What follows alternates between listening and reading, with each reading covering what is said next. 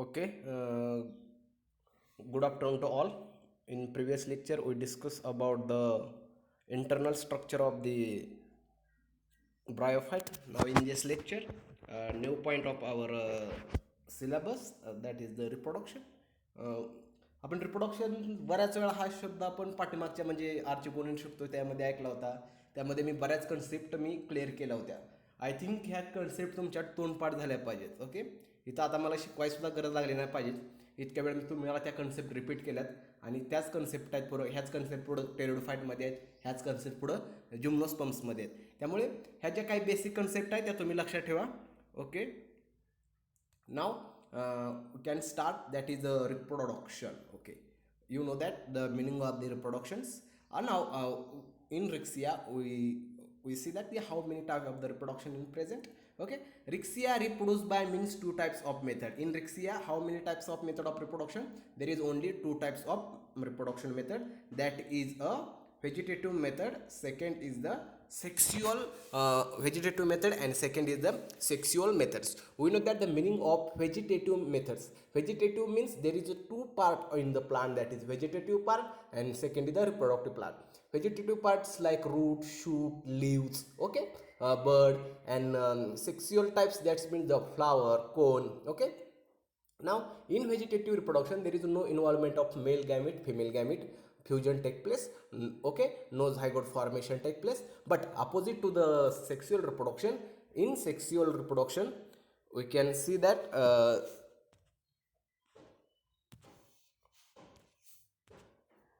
in sexual reproduction, that is fusion of male gamete and female gamete take place. Okay, first vegetative reproduction. Now first type is the vegetative reproduction. Okay, vegetative vegetative reproduction take place by various method. आता ब्रायोफाईटमध्ये तुम्ही जर पाहिल्या तर various method आहेत रिप्रोडक्शनच्या. Okay, त्या कोणकोणत्या आहेत? पहिल्या येते फ्रॅगमेंटेशन्स. ओके, फ्रॅगमेंटेशन्स म्हणजे काय मी तुम्हाला याच्यामध्ये सांगितलं होतं म्युकरमध्ये. ओके, त्यानंतर adventitious branches. What is mean by the adventitious branches? persistence apices. What is meant by the persistence apices? By the tuber formations and by rhizoids or rhizoid tips. Okay, ह्या 5 types आहेत. लक्षात ठेवा, तुम्हाला एमसीक्यूला ह्याच्यावरती विचारलं जाईल. Fragmentation पहिला, दुसरा आहे तो adventitious branches, third is the persistence apices, fourth is the by tubers and by rhizoids or by rhizoids tips. Okay, now ह्या ज्या 5 प्रकार आहेत त्याच्यामधले, त्यातले आता प्रत्येक आपण डिटेलमध्ये याचा स्टडी करूया. Okay, first is the fragmentation. Okay, now you know that the what is mean by the fragmentation. मी बऱ्याच तुम्हाला ह्याच्यासाठी मी जे आपल्या शेतामध्ये ऊसाची लागण करतो त्याचं मी तुम्हाला उदाहरण दिलं होतं की ज्याप्रमाणे ऊसाची लागण करताना किंवा रानामध्ये गिनीवर लावताना आपण कांड्या अशा कट करतो, किंवा गुलाबाचं पूर्वीमध्ये, आता आपण डायरेक्ट गुलाबाचं रोप आणून लावतो, पण पहिले कांडी कट करायची, लावायची. ओके, मग ते काय झालं? फ्रॅगमेंटेशन. म्हणजे त्याला काय असतं? दिस कन्सिस्ट ऑफ द बर्ड असतो त्याला, त्या बर्डमधून काय होतं? परत प्लांट ग्रोथ होतं. ओके, तसंच पण इथं फ्रॅगमेंटेशन प्रकार वेगळा आहे इथं. म्हणजे बऱ्याच वेळेला हे ब्रायोफाईटचं स्ट्रक्चर आहे. Okay, it take place due to the death and decay of the older dichotomy. Okay, इथं काय होतं? Death and decay of older dichotomy. ज्यावेळेस त्याची लाईफ सायकल कंप्लीट व्हायला येते ब्रायोफाईटची, म्हणजे फेवरेबल कंडिशन अवेलेबल नसते, मॉइश्चर अवेलेबल नसतं, पावसाळा संपून हिवाळा लागलेला असतो. Okay, it take place due to त्या काय वेळेस डेथ होतं, जी ही डायकोटोमी आहे त्याची, त्याचं काय होतं? डेथ आणि डिके कुजायला सुरुवात होती त्याची. ओके, त्यातलं जो नायट्रोजन कंटेंट, जे फिजिओलॉजिकल प्रोसेस स्टॉप होतात त्याच्या. It take place due to the death and decay of older dichotomy which separate the thalli or thallus. ती काय होती? डायकोटोमी त्यापासून सेपरेट होती, कट होऊन. Okay, with the onset of favourable condition. आणि ज्यावेळेस फेवरेबल कंडिशन अवेलेबल असेल, with the onset of favourable condition each separated lobe. आता काय असेल? ती डायकोटोमी त्या थॅलसपासून वेगळी झाली. ओके, त्यावेळेस अनफेवरेबल कंडिशन अवेलेबल असेल, म्हणजे हिवाळा जाईल, उन्हाळा जाईल, पण ती तशीच आहे.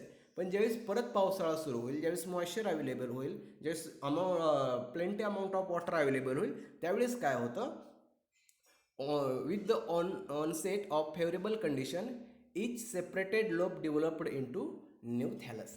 जो सेपरेटेड लोब आहे तो काय होतो, न्यू थॅलसमध्ये ग्रोथ होतो. हा झाला first point regarding to the fragmentation. Fragmentation समजलं का, काय होतं फ्रॅगमेंटेशनमध्ये, death and decay of the older part of the dichotomy take place. This dichotomy separate from the thalli and after the favorable condition available, this dichotomy growth into new plant. Okay, this is the first part. Then second, by adventitious branches. Some species of Rixia have adventitious branches. Adventitious branches means काय, okay. Advantages म्हणजे काय, ॲडव्हान्टेजवरून हा शब्द डेराईव्ह झालेला. ॲडव्हान्टेशियस म्हणजे काय, advantage होणारे, फायदेशीर. आता काय होतं बऱ्याच वेळेला ब्रायोफाईटमध्ये, आता प्रत्येक वेळी डेथ आणि डिके होईल असं बी नाही. ओके, त्यासाठी प्लांटला दुसरा अल्टरनेटिव्ह शोधायला लागतो according to the environmental conditions. Okay, some species of Riccia have adventitious branches. कसल्या ब्रांचेस आहेत त्यांना, adventitious branches which arises from the middle ventral surface of the thallus. म्हणजे ह्याची जी मिडल वेंट्रल सरफेस आहे त्यापासून एक अशी ब्रांच तयार होते. ओके, ब्रायोफाईटची. Okay, from the middle ventral surface of the thallus they form branch. These branches get detached. काय होते मग ही ब्रांच काय होती, डिटॅच होते. These branches get detached and developed into new plant, आणि त्या ब्रांचेसपासून परत नवीन ब्रायोफाईटचं थॅलस स्ट्रक्चर ग्रोथ होतं. ओके, याला काय म्हणायचं, by reproduction by adventitious branches. Okay, that is a Riccia. आणि कोणत्या ह्याच्यामध्ये, रिक्सिया फ्ल्युटंट्समध्ये होते. आणि Riccia fluitans is a aquatic bryophyte. Okay, next part, that is a persistent apices or by the death of thallus. आता याच्यामध्ये काय होतं बघा, इन रिक्सिया डिस्कोलार, तुम्हाला आता वरती MCQ साठी विचारलं जाईल, in Riccia fluitans reproduction take place by dash dash dash by adventitious branches. Now in Rixia discolar reproduction take place by काय, by persistent apices or death of thallus. हे लक्षात ठेवा वर्ड्स MCQ ला. मी तुम्हाला ज्या विद्यापीठाच्या दृष्टीने जे MCQ येणार आहे त्या MCQ मी घेणार आहे, त्याचं काय तुम्ही टेन्शन घेऊ नका. In Riccia discolor during prolonged dry condition, जर जास्त दिवस जर ड्राय कंडिशन राहिली, ओके, अवेलेबल वॉटर नसेल, मॉइश्चर अवेलेबल नसेल, द प्लांट्स डायज, काय होतं, प्लांट मरून जातं. Okay, they stop their metabolic reactions and they end their life cycle. Except, पण काय होतं, जरी प्लांट सगळे त्याची लाईफ सायकल समजलं, पण प्लांट काय करतं, except the growing apices or apical part. जो त्याचा ग्रोविंग अपायसेस असतो, म्हणजे हा पुढचा नॉच, ओके, तो किंवा अपायकल पार्ट तसाच जिवंत राहतो त्याचा. Okay, these are remaining for their metabolic reaction. The apical part can resume growth. मग काय करतो, तो जो अपायकल पार्ट आहे किंवा तो ग्रोविंग अपायसेस आहे, this apical part can resume growth, त्याची परत ग्रोथ होती त्याची. ज्यावेळेस when favourable environmental condition return back, ज्यावेळेस फेवरेबल कंडिशन अवेलेबल असेल त्यावेळेस त्या प्लांटची परत ग्रोथ होते.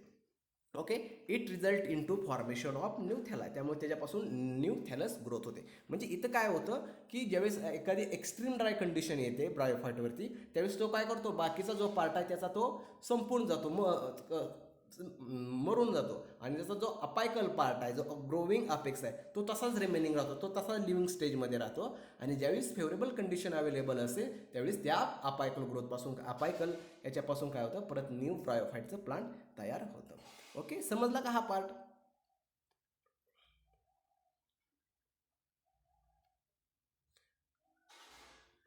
Second, by rhizoids or rhizoid tips. Cell division in the rhizoid tips. तुम्हाला माहिती आहे बऱ्याच वेळेला ही रायझॉइड्स आहेत. Okay, unicellular hair like structure. Okay, त्याला आपण रायझॉइड म्हणतो, ज्याचं फंक्शन आहे absorption of water and minerals due the attachment to the substratums. Cell division in the rhizoid tips result in to the Jimmy.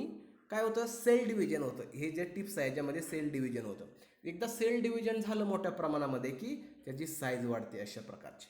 Okay, cell division in the rhizoid tips result in to the gemmae like structure. काय होतं इथं, gemmae like structure तयार होतं इथं, which give rise to the new thalli. आणि ह्या Jimmy like स्ट्रक्चरपासून काय तयार होतं, परत न्यू ब्रायोफाईटची स्पेसिस तयार होते. म्हणजे रायझॉइडचा सुद्धा याच्यामध्ये व्हेजिटेटिव्ह रिप्रोडक्शनमध्ये रोल आहे.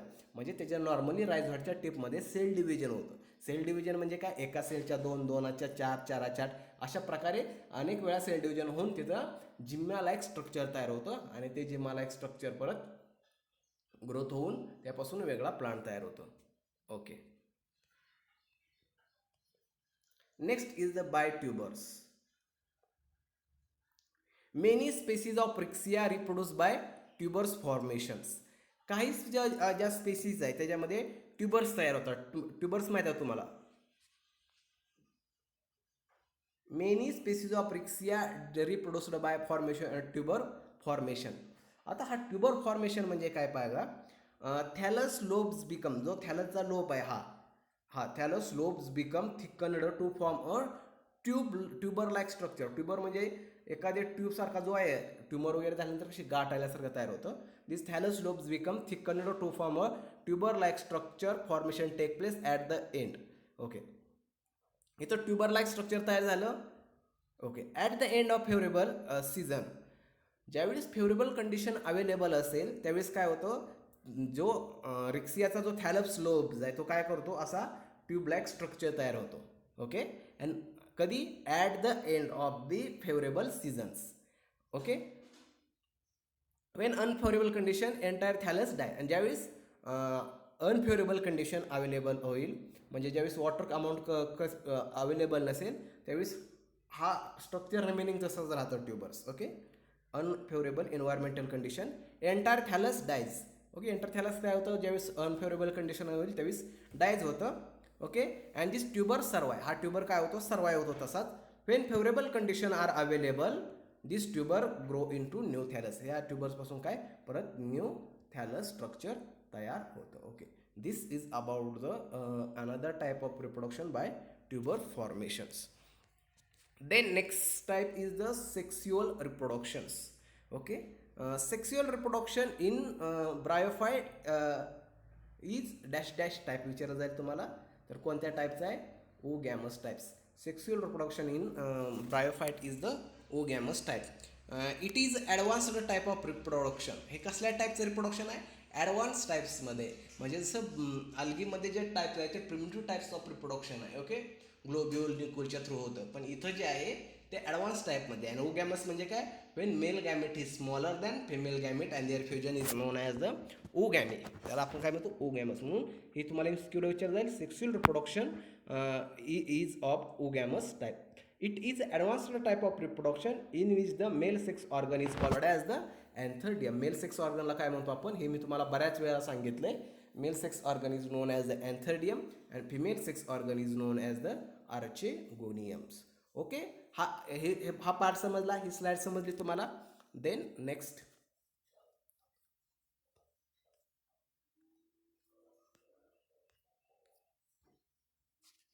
One minute. Okay. In some species of Rixia, Antheridia and Archegonia developed on the, आता हे सुद्धा एमसीक्यूच्या दृष्टीने खूप महत्त्वाचं आहे. इन सम स्पेसीज ऑफ रिक्सियाच्या काही स्पेसीजमध्ये काय होतं, antheridia and archegonia developed on the same thallus. एकाच थॅलस, म्हणजे हे थॅलस स्ट्रक्चर आहे.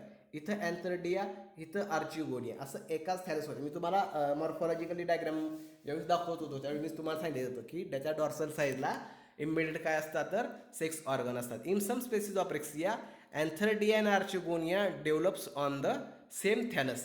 सच species are known as homothallic monoecious. त्याला काय म्हणतात, होमोथॅलिक मोनोसियस.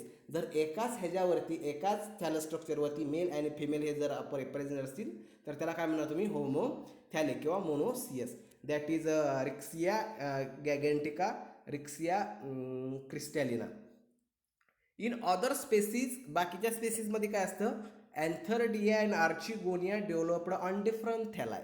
त्या काय, अँथरडिया आणि आर्चिगोनिया हा डिफरंट थॅलाय, म्हणजे इथं जर मेल असेल दुसऱ्या थॅलायवरती फिमेल असेल. Okay. Antheridia and archegonia developed on different thalli, they known as, त्याला डायोसियस म्हणतात किंवा हेटेरोथॅलिक स्पेसीज म्हणतात. त्याचं एक्झाम्पल आहे रिक्सिया प्रोसिट, Riccia discolor, Riccia personii, etc. Okay, this is न two concept, monoecious dioecious. Okay, homothallic heterothallic. Homo म्हणजे काय, सारखे, म्हणजे एका थॅलसवरती मेल आणि फिमेल प्रेझेंट, आणि हेटेरो म्हणजे काय, डायोसियस म्हणजे काय, वेगवेगळ्या थॅलसवरती मेल आणि female present. The sex organ are generally form along the mid dorsal group. तुम्हाला माहिती आहे सेक्स ऑर्गन हे जे मिडल डॉर्सल ग्रुप आहे त्याच्यावरती काय होतात ते फॉर्मेशन तयार होतं. The sex organs are generally form along mid dorsal group. They are deeply placed in the cavity. ते कसे असतात तर डीपली, म्हणजे हे जर थॅलस स्ट्रक्चर बघितलं तर याच्यामध्ये ते त्यांची ग्रोथ झालेली असते. They are deeply placed in the cavity or chamber on the dorsal side of thallus, or chamber on the dorsal side of the थॅलसच्या चेंबरमध्ये growth. The sex organ developed on dorsal side in the acropetal succession. The sex organ developed on dorsal side in the, ही तुम्हाला इन्स्क्यूला विचारलं जाईल, underline करून सांगतो. The sex organ developed on the dorsal side, कशावरती, dorsal side in the acropetal succession. कुठलं succession, acropetal. Acropetal म्हणजे काय, that is mature sex organ present at the posterior end and young sex organ toward the apex of the thallus. म्हणजे जर हे जर थॅलसचं structure असेल तर काय असेल, इथं काय असतील, यंग असतील, इथं काय असतील, यंग, आणि जसं पाठीमागं जाईल तसे काय असतील, मॅच्युअर असतील. ओके, म्हणजे याच type, posterior, anterior to the posteriors. ह्याला म्हणायचं ॲक्रोपेटल, म्हणजे ओल्डर ॲट दी बेस म्हणतात त्याला, and younger at the apex. कुठलं सक्सेशन आहे का, ॲक्रोपेटल सक्सेशन. लक्षात ठेवा, मी जे तुम्हाला एमसीक्यू सांगतो, पेपर सेटिंग वगैरे माझ्याकडे असते विद्यापीठाच्या पेपरची, त्यामुळे ज्या एमसीक्यू वगैरे सांगतो त्या लक्षात ठेवत जावा तुम्ही. ओके, इथं त्यांनी दिलं आहे structure, V S of thallus showing antheridium. Okay, इथं म्हणजे स्केल आहे, अँथर्डियम चेंबर आहे, त्यामध्ये इथं अँथर्डिया तयार होतो. त्यानंतर इथं मॅच्युअर अँथर्डियमचं जर स्ट्रक्चर बघितलं आपण नेक्स्ट स्लाइडला बघणार आहोत. मॅच्युअर अँथर्डिया, त्याच्यामध्ये काय, अँथर्डियल चेंबर आहे, सिंगल लेअर्ड. त्यानंतर त्याच्या आतमध्ये अँड्रोगोनियल सेल आहे की जिथं मिओसिस होऊन अँड्रोसाइड तयार होतं. त्यानंतर त्याला प्रोटेक्शनला जॅकेट लेअर आहे. ओके, आणि शेवटी स्टॉक आहे की त्याच्या आधारे होतो अँथर्डियल चेंबर स्टँड केलेला आहे. ओके, तर लक्षात ठेवा, ह्याच्यामध्ये काय अवघड नाही, इज आहे. स्ट्रक्चर ऑफ द अँथर्डियन आर्चिगोनी आपण उद्याच्या लेक्चरला पाहूया. काय प्रॉब्लेम असेल तर व्हिडिओच्या खाली कमेंट करा. ओके.